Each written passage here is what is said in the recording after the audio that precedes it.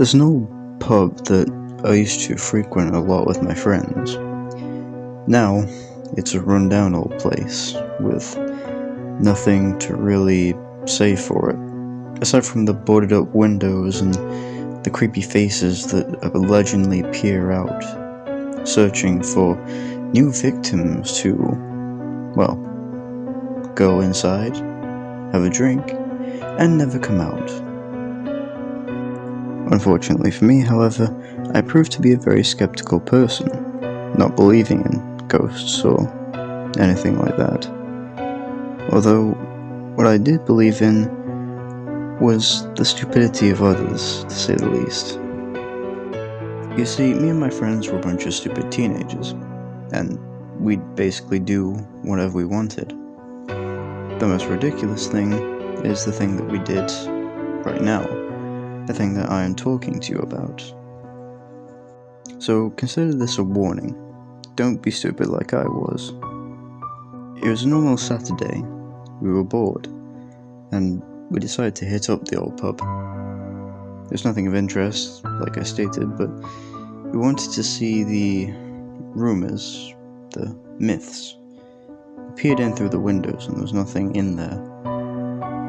As expected.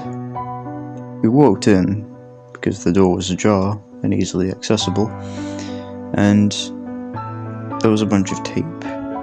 Not crime tape, but blue tape everywhere that suggested that we shouldn't be in here or whatever.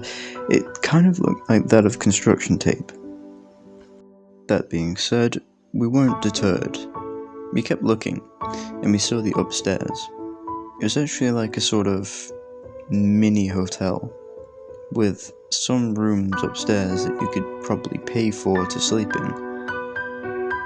We took a look around, some furniture still there, but what really caught our eye was what was on the window. Bloodstains, covered up by a piece of cardboard on the outer layer. Now we were seeing something interesting. We looked around and there was no dead body. And one of my friends, who we'll call James, decided to look up the history of the pub. What he found out was that someone had indeed committed suicide there. Wow, I thought. Personally, this wasn't as interesting as a ghost sighting, but it was certainly pretty creepy knowing that someone did end their life in here. I was a fan of very morbid things. That was kind of my whole personality. And my friend James. The four of us would continue looking around. We didn't find much else that was interesting though, so we decided to leave. And as soon as we did, a sudden sadness hit us, which was then replaced with fear, and then overwhelming dread. We looked at the downstairs bit. It was dark, when before, it should be light. We didn't stay here for that long, or so we thought. We then hightailed it downstairs, but before we could even get out, we saw it. The door was locked, and some figure was basically there. It stood in front of the door, which meant we couldn't get out.